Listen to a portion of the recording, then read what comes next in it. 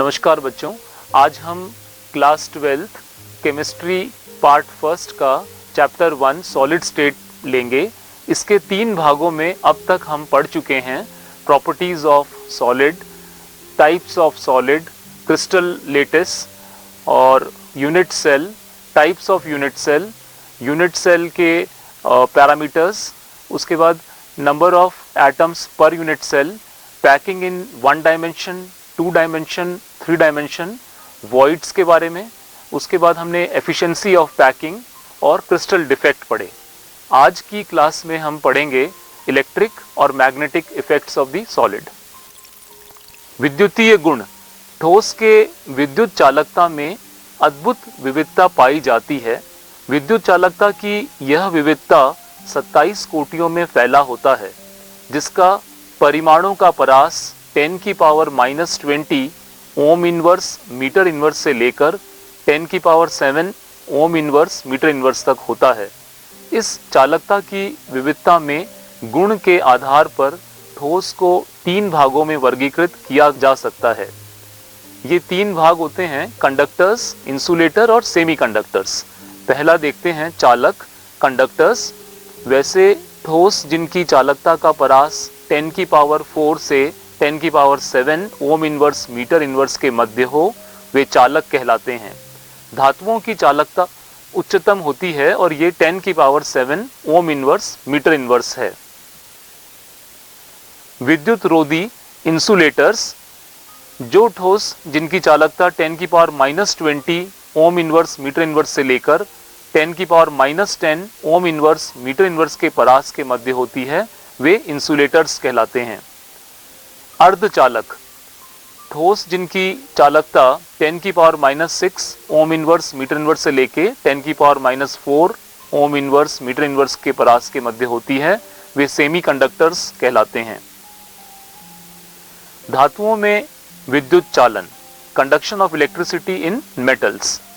एक चालक में विद्युत का चालन इलेक्ट्रॉन अथवा आयनों के मूवमेंट के कारण होता है। धातुओं में विद्युत का चालन इलेक्ट्रॉन की गति के द्वारा होगा, जबकि इलेक्ट्रोलाइट में विद्युत का चालन आयनों की गति के कारण होता है। धातु ठोस तथा गलित दोनों अवस्थाओं में विद्युत का चालन करता है। ये हम पिछले भाग में देख चुके। आयनिक ठोसों के अंदर ठोस अवस्था में चालकता नहीं होती, क्योंकि आयनों के बीच विद्युत आकर्षण बल प्रबल होता है, इसलिए आयन चालकता के लिए मुक्त नहीं है। वे केवल गलित अवस्था या जल में घुलने पे ही चालकता दिखाते हैं, जबकि धातु में गलित और ठोस दोनों ही अवस्थाओं में चालकता है। धातु में विद्युत का चालन प्रति परमाणु संयोजी इलेक्ट्रॉन पर निर्भर करता है। संयोजी इलेक्ट्रॉन मतलब बाह्यतम कोश का इलेक्ट्रॉन की संख्या अगर अधिक होगी तो चालकता अधिक होगी। जैसे देखिए, सोडियम के अंदर आउटर मोस्ट शेल में केवल 1 इलेक्ट्रॉन होता है, तो वो अपने मेटल के लेटिस में केवल 1 इलेक्ट्रॉन देगा, जबकि मैग्नीशियम के आउटर मोस्ट में 2 इलेक्ट्रॉन होते हैं। 282 ये उसका विन्यास है, तो आउटर मोस्ट 2 इलेक्ट्रॉन वो लेटिस में देगा। तो जितने अधिक संयोजकता कोश के इलेक्ट्रॉन होंगे, उतनी अधिक चालकता होती है। तो धातु के परमाणु कक्षाएं मिलकर आणविक कक्षाएं बनाती हैं। ये हम कक्षा 11 में भी पढ़ चुके। मॉलिक्यूलर ऑर्बिटल्स के बारे में। एटॉमिक ऑर्बिटल्स जब ओवरलैप करते हैं तो 2 तरह के मॉलिक्यूलर ऑर्बिटल्स बनते हैं। एक होता है कम एनर्जी वाला बॉन्डिंग मॉलिक्यूलर ऑर्बिटल और एक होता है हायर एनर्जी वाला एंटी बॉन्डिंग मॉलिक्यूलर ऑर्बिटल। इन कक्षाओं की ऊर्जा इतनी आसपास होती है कि ये एक बैंड बना लेते हैं। जब हम एक ऑर्बिटल को मिलाते हैं तो 2 मॉलिक्यूलर ऑर्बिटल्स, एक लोअर का एक हायर का बनेगा। लेकिन जब बहुत सारे मेटल के एटम्स होंगे, बहुत सारे एटॉमिक ऑर्बिटल्स को मिलाकर मॉलिक्यूलर ऑर्बिटल बन रहे होंगे, तो वो इतने पास बनेंगे कि आप इस फिगर में देखें, ऐसी बैंड जैसी सिचुएशन दिखती है हमें, है ना। इस तरह का बैंड पास एनर्जी ऑर्बिटल्स होने से एक बैंड बन जाता है ना। यदि बैंड आंशिक रूप से भरा हो अथवा यह एक उच्च ऊर्जा वाले रिक्त चालकता बैंड के साथ ओवरलैप करता है, तो विद्युत क्षेत्र में इलेक्ट्रॉन आसानी से प्रवाहित हो सकते हैं, जिसे धातु चालकता दर्शाती है। देखिए, ये यहाँ अर्धपूरित बैंड है ना, आधा भरा हुआ है। इलेक्ट्रॉन यहाँ मूव कर सकते हैं, या तो मेटल में इस तरह की सिचुएशन होगी जहां आंशिक रूप से पूरित बैंड हो, वैलेंस बैंड जो है आधा भरा हुआ, या फिर ये वैलेंस बैंड कंडक्शन बैंड के साथ ओवरलैपिंग सिचुएशन में हो, जिससे कि इलेक्ट्रॉन यहाँ पर मूव कर सकें, है ना। इस तरह से अतिव्यापित बैंड हो, ये वैलेंस बैंड, ये कंडक्शन बैंड, और अतिव्यापित कंडीशन में इलेक्ट्रॉन का मूवमेंट संभव है। तो मेटल में इन दोनों तरह में से किसी भी तरह की सिचुएशन हो सकती है। इन दोनों के होने पे ये धातु में चालकता आती है। यदि भरे हुए संयोजी बैंड तथा आगामी उच्च रिक्त बैंड कंडक्शन बैंड के बीच दूरी अधिक होती है तो इलेक्ट्रॉन उसे लांघ नहीं सकते। इस स्थिति में पदार्थ की चालकता काफी कम होगी तथा वह विद्युत रोधी इंसुलेटर की तरह व्यवहार करता है। यहाँ देखें इस फिगर में, ये वैलेंस बैंड है और ये कंडक्शन बैंड है। इनके बीच में जो निषिद्ध क्षेत्र है, इसमें ऊर्जा का अंतर अधिक है। इस अंतर के अधिक होने से इलेक्ट्रॉन यहाँ से कंडक्शन बैंड में जंप नहीं कर सकता, इसलिए ये चालकता नहीं दिखाते। तो ये विद्युत रोधी हैं। अर्धचालकों में विद्युत चालन, conduction of electricity in semiconductors. अर्धचालकों में संयोजन बैंड एवं चालक बैंड के मध्य अंतराल कम होता है। इस फिगर में देखें, ये बहुत कम गैप है वैलेंस बैंड और कंडक्शन बैंड के बीच में, जिसके कारण कुछ इलेक्ट्रॉन इस कम अंतराल के कारण बैंड लांघ सकते हैं तथा अल्प चालकता दिखाते हैं।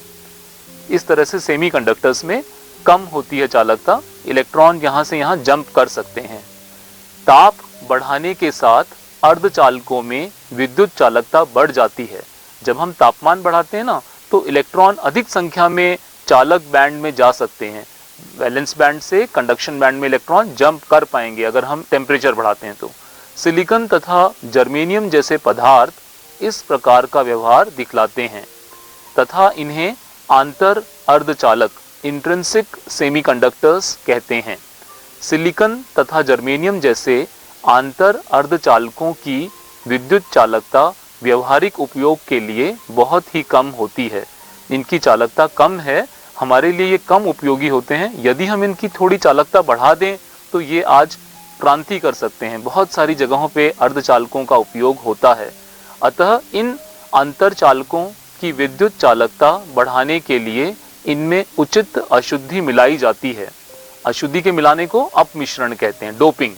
अंतरचालकों की विद्युत चालकता बढ़ाने के लिए उचित अशुद्धि मिलाने की विधि को अपमिश्रण, डोपिंग कहते हैं। अपमिश्रण उस अशुद्धि द्वारा किया जाता है जो आंतर अर्धचालक जैसे सिलिकॉन अथवा जर्मेनियम की तुलना में इलेक्ट्रॉन धनी या इलेक्ट्रॉन न्यून हो। ऐसी अशुद्धियों से इन ठोसों में इलेक्ट्रॉनीय दोष, इलेक्ट्रॉनिक डिफेक्ट्स उत्पन्न हो जाता है। यहाँ जो हमने फिगर दिखाया है, इसमें सिलिकॉन का एक परमाणु चारों तरफ से बॉन्डेड है। हर सिलिकॉन के आउटरमोस्ट में 4 इलेक्ट्रॉन होते हैं। वो निकटवर्ती 4 सिलिकॉन के साथ सहसंयोजक बंध से बंधा हुआ है। ये विशुद्ध क्रिस्टल है, परफेक्ट क्रिस्टल, जिसमें किसी प्रकार का कोई डिफेक्ट नहीं। लेकिन अब हम डोपिंग करेंगे तो या तो इलेक्ट्रॉन रिच इम्प्योरिटी से या इलेक्ट्रॉन डेफिशिएंट इम्प्योरिटी से। पहले देखते हैं इलेक्ट्रॉन धनी अशुद्धियां, इलेक्ट्रॉन रिच इम्प्योरिटीज। सिलिकॉन और जर्मेनियम आवर्त सारणी के 14वें वर्ग में है ना। 14th ग्रुप में होने के कारण इनके आउटरमोस्ट में कितने इलेक्ट्रॉन है? 4 इलेक्ट्रॉन, सिलिकॉन में भी और जर्मेनियम में भी। और प्रत्येक में 4 संयोजक इलेक्ट्रॉन हैं। क्रिस्टलों में इनका प्रत्येक परमाणु अपने निकटस्थ परमाणुओं के साथ 4 सहसंयोजक बंध बनाता है। फिगर में दिख भी रहा है, ये देखिए, ये सिलिकॉन ऊपर वाले सिलिकॉन के साथ शेयरिंग से इलेक्ट्रॉन बॉन्ड बना रहा है, इधर लेफ्ट में बॉन्ड बना रहा है, इधर नीचे बॉन्ड बना रहा है, इधर राइट में बॉन्ड बना रहा है। हर सिलिकॉन 4 सहसंयोजक बंध बनाता है, उसके आउटरमोस्ट में 4 इलेक्ट्रॉन है और साझे के साथ 4 बंध बना लेता है। जब 15वें वर्ग के तत्व जैसे फास्फोरस अथवा आर्सेनिक, जिनमें 5 संयोजक इलेक्ट्रॉन होते हैं, को अपमिश्रित किया जाता है तो यह सिलिकॉन अथवा जर्मेनियम के क्रिस्टल में कुछ जालक स्थलों में आ जाते हैं। यहाँ देखें, ये सिलिकॉन या जर्मेनियम का क्रिस्टल था, लेकिन यहाँ इम्प्योरिटी के रूप में हमने ग्रुप 15 का आर्सेनिक डाल दिया है। आर्सेनिक में आउटर मोस्ट में कितने इलेक्ट्रॉन होते हैं? 5। 5 इलेक्ट्रॉन में से देखिए ये 4 इलेक्ट्रॉन एक तरफ इधर बॉन्ड बना रहा है, 1 2, इधर नीचे 3 और इधर 4, और ये एक एक्स्ट्रा इलेक्ट्रॉन रह गया। लेटिस में ये एक्स्ट्रा इलेक्ट्रॉन मोबाइल इलेक्ट्रॉन का काम, गतिशील इलेक्ट्रॉन है और इसी के कारण चालकता बढ़ती है। ये जो एक्स्ट्रा इलेक्ट्रॉन है 5वां, इसके लेटिस में फ्री घूमने से कंडक्टिविटी बढ़ती है। इस तरह 5 में से 4 इलेक्ट्रॉनों का उपयोग 4 सन्निकट सिलिकॉन परमाणुओं के साथ 4 सहसंयोजक बंध बनाने में होता है। 5वां अतिरिक्त इलेक्ट्रॉन विस्थानित हो जाता है। यह विस्थानित इलेक्ट्रॉन अपमिश्रित सिलिकॉन अथवा जर्मेनियम की चालकता में वृद्धि करते हैं। तो एक्स्ट्रा इलेक्ट्रॉन के आ जाने से वृद्धि हो रही है चालकता में। यहाँ चालकता की वृद्धि ऋण आवेशित इलेक्ट्रॉन के कारण होती है, क्योंकि इलेक्ट्रॉन्स पे कैसा चार्ज है? नेगेटिव चार्ज है, और उन इलेक्ट्रॉन के आने से ही चालकता बढ़ रही है यहाँ पे। अतः इलेक्ट्रॉन धनी अशुद्धि से अपमिश्रित सिलिकॉन को एन प्रकार का अर्धचालक कहा जाता है, एन टाइप सेमीकंडक्टर, क्योंकि नेगेटिवली चार्ज्ड इलेक्ट्रॉन से कंडक्टिविटी बढ़ रही है, इसलिए इन्हें एन टाइप सेमीकंडक्टर कहेंगे।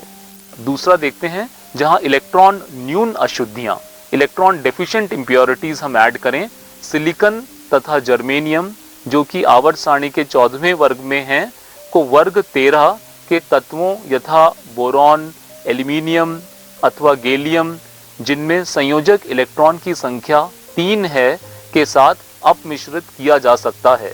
अब यहाँ हमने क्या करा, सिलिकॉन या जर्मेनियम का लेटेस्ट था, उसमें हमने बोरोन ऐड कर दिया इंप्योरिटी के रूप में। बोरोन के आउटर मोस्ट में कितने इलेक्ट्रॉन है? एटॉमिक नंबर 5 है, कॉन्फ़िगरेशन हो गया 2 3 ना, आउटर मोस्ट में 3 इलेक्ट्रॉन है। उन 3 इलेक्ट्रॉन में से देखें, एक इलेक्ट्रॉन से यहाँ सिलिकॉन के साथ बंध बन गया, एक इलेक्ट्रॉन से यहाँ बंध बन गया, एक इलेक्ट्रॉन से यहाँ भी बंध बन गया। अब ऊपर सिलिकॉन के ने तो अपना इलेक्ट्रॉन दे दिया, लेकिन बोरोन के पास इलेक्ट्रॉन नहीं है यहाँ बंध बनाने के लिए, तो ये क्या कहलाएगा? यहाँ धनात्मक छिद्र हो गया, एक तरह से इलेक्ट्रॉन होल कहलाता है, इलेक्ट्रॉन की यहाँ कमी है। इस स्थिति में वह स्थान जहाँ चौथा इलेक्ट्रॉन नहीं होता है, इलेक्ट्रॉन रिक्ति या इलेक्ट्रॉन छिद्र कहलाता है। निकटवर्ती परमाणु से इलेक्ट्रॉन आकर इलेक्ट्रॉन छिद्र को भर सकता है। ये जो इलेक्ट्रॉन का छिद्र यहाँ दिख रहा है, उसमें क्या होता है, निकटवर्ती से यहाँ इलेक्ट्रॉन आके इसको भर देगा। अब यहाँ पर छिद्र डेवलप हो जाएगा, फिर जब यहाँ छिद्र होगा तो यहाँ से आने वाले इलेक्ट्रॉन इसको भर देंगे और वो यहाँ छिद्र उत्पन्न हो जाएगा। इस तरह से आगे वाले परमाणु से इलेक्ट्रॉन आकर इलेक्ट्रॉन के छिद्र को भर सकते हैं, परंतु ऐसा करने पर वह अपने मूल स्थान पर इलेक्ट्रॉन छिद्र छोड़ जाता है। जैसे यहाँ से अगर इलेक्ट्रॉन आता है इस जगह पे, तो अपना मूल स्थान इस जगह पे वो छिद्र छोड़ देगा, है ना। यदि ऐसा हो तो यह प्रतीत होगा जैसे कि इलेक्ट्रॉन छिद्र जिस इलेक्ट्रॉन द्वारा यह भरा गया है उसके विपरीत दिशा में चल रहा है ना। अपने को इलेक्ट्रॉन तो इस तरफ आता हुआ दिख रहा है और छिद्र इस तरफ जाता हुआ दिख रहा है। इलेक्ट्रॉन कहाँ आ रहा है? राइट साइड में, है ना, और छिद्र किधर जा रहा है? लेफ्ट साइड में जाता हुआ दिख रहा है। विद्युत क्षेत्र के प्रभाव में इलेक्ट्रॉन छिद्र से धन आवेशित प्लेट की ओर चलेंगे।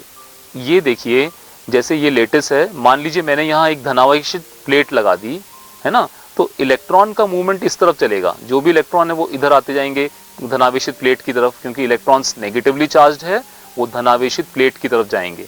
और इधर जो ऋणावेशित प्लेट होगी उस तरफ क्या होगा? वो जो पॉजिटिव होल है, इलेक्ट्रॉन होल है, वो उस प्लेट की तरफ जाता हुआ दिखेगा। परंतु ऐसा प्रतीत होगा जैसे इलेक्ट्रॉन छिद्र धनावेशित है और ऋणावेशित प्लेट की ओर चल रहे हैं। इस प्रकार के अर्धचालकों को पी प्रकार का अर्धचालक कहते हैं।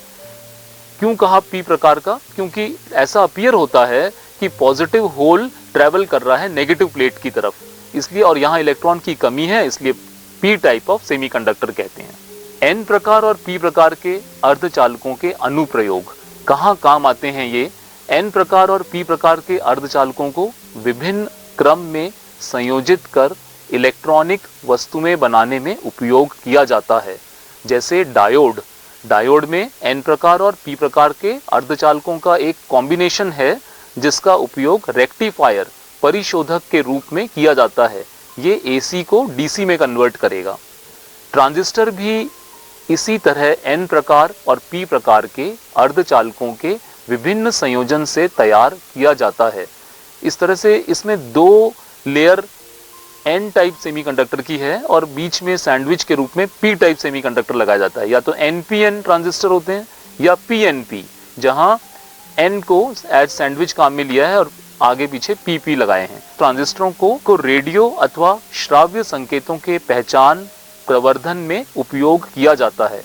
ऑडियो रेडियो सिग्नल्स को ये आइडेंटिफाई भी करते हैं और एम्पलीफाई भी करते हैं। सोलर फोटो सेल भी विभिन्न प्रकार के अर्धचालकों के संयोजन से तैयार किया जाता है। सोलर फोटो सेल का उपयोग सौर ऊर्जा को विद्युत ऊर्जा में बदलने के लिए किया जाता है। ये था सारा इलेक्ट्रिकल प्रॉपर्टीज। अब हम पढ़ेंगे मैग्नेटिक प्रॉपर्टीज के बारे में। सभी पदार्थों में कुछ चुंबकीय गुण होता है। पदार्थों में चुंबकीय गुण उनमें विद्यमान इलेक्ट्रॉन की घूर्णन गति के कारण होता है। किसी एक परमाणु में प्रत्येक इलेक्ट्रॉन एक सूक्ष्म चुंबक की तरह व्यवहार करता है। उसकी चुंबकीय आघूर्ण दो प्रकार की गतियों के द्वारा उत्पन्न होती है। फिगर में देखें, हम जानते हैं कि इलेक्ट्रॉन एक तो नाभि के चारों तरफ चक्कर लगाता है ना। इससे क्या होगा, ऑर्बिटल मैग्नेटिक मोमेंट डेवलप होगा। ऑर्बिट में घूमता है इलेक्ट्रॉन न्यूक्लियस के चारों तरफ। दूसरा, वो अपनी एक्सिस पे भी घूमता है ना, स्पिन करता है अपनी एक्सिस पे भी। इससे स्पिन मैग्नेटिक मोमेंट डेवलप होगा। तो इलेक्ट्रॉन के दो प्रकार के मोशन से मैग्नेटिक मोमेंट डेवलप होता है। यहाँ ऑर्बिटल मैग्नेटिक मोमेंट, यहाँ स्पिन मैग्नेटिक मोमेंट। उसकी नाभि के चारों ओर कक्षा में गति तथा उसका अपने अक्ष पर चारों ओर गति, इन दोनों गतियों से मैग्नेटिक मोमेंट उत्पन्न हो रहा है। इलेक्ट्रॉन के इस चुंबकीय आघूर्ण को बोर मैग्नेटॉन म्यू बी कहा जाता है। मैग्नेटॉन वन बोर मैग्नेटॉन जो है 9.1 Bohr magneton 9.27 into 10⁻⁻24 ampere metre square होता है। पदार्थों को उनमें विद्यमान चुंबकीय गुण के आधार पर 5 भागों में बांटा जा सकता है। कौन से 5 भाग हैं ये? अनुचुंबकीय, प्रतिचुंबकीय, लौह चुंबकीय, प्रतिलौह चुंबकीय, फेरी चुंबकीय। अनुचुंबकत्व, पैरामैग्नेटिज्म।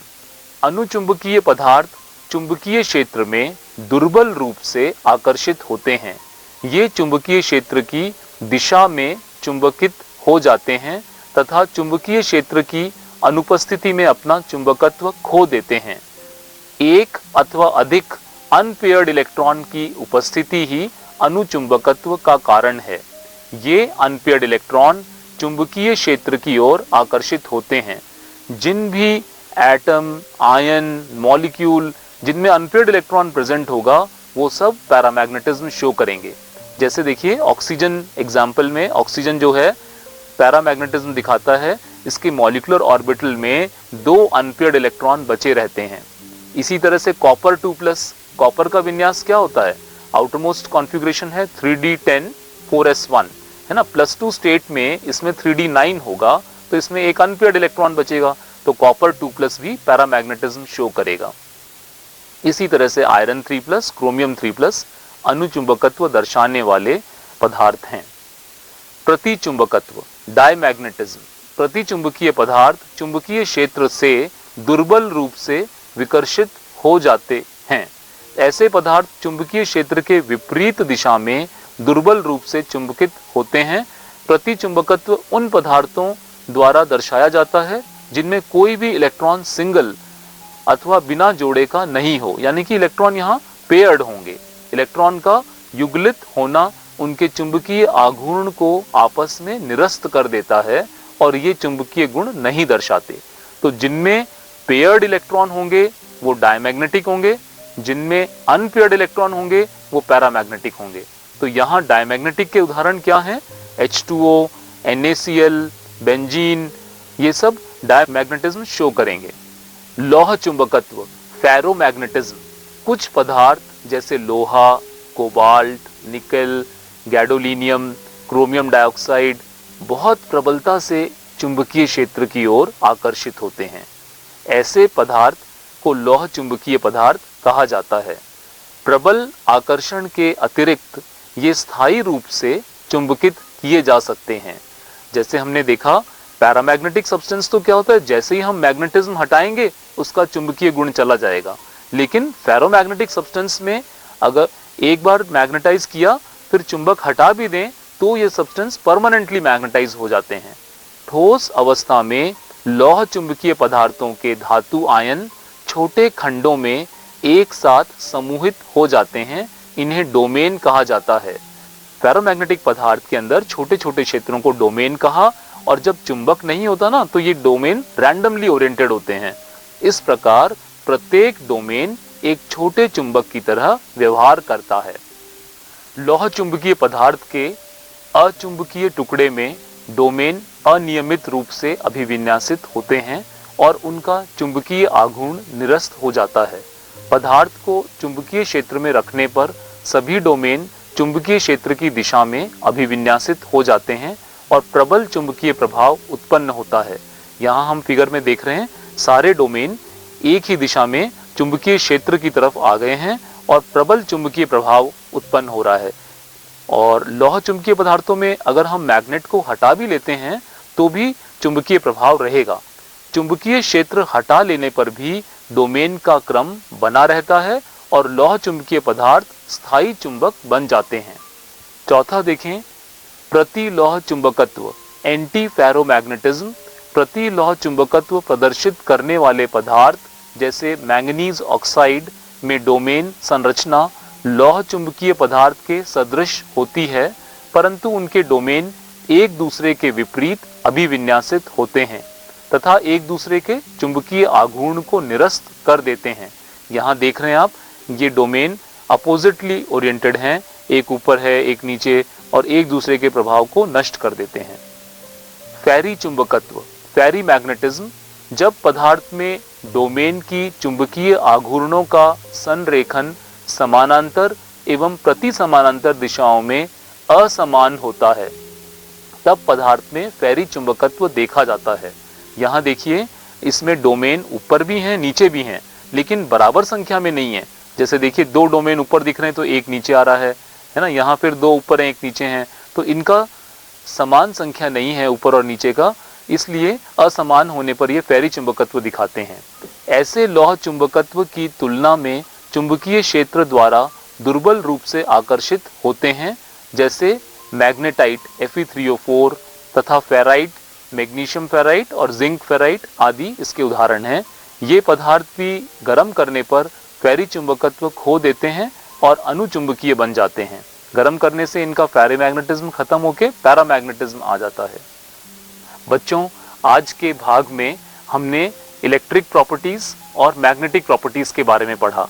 इसमें हमने इलेक्ट्रिक प्रॉपर्टीज में देखा कि किस तरह से मेटल्स, नॉन मेटल्स और सेमीकंडक्टर्स, इंसुलेटर्स, ये सब चीज़ें होती हैं, और जिनमें से सेमीकंडक्टर हमारे लिए बहुत काम आते हैं। आज जो इलेक्ट्रॉनिक क्रांति हो रही है इसमें काफ़ी सेमीकंडक्टर का उपयोग हो रहा है। इसी के साथ हमने मैग्नेटिक प्रॉपर्टीज़ पढ़ी, जिनमें 5 प्रकार के पदार्थ देखे: diamagnetic, paramagnetic, ferromagnetic, antiferromagnetic, ferrimagnetic. इन सब के उदाहरण वगैरह देखे। मैं समझता हूँ पूरा चैप्टर आपको समझ में आया होगा। इसी के साथ धन्यवाद।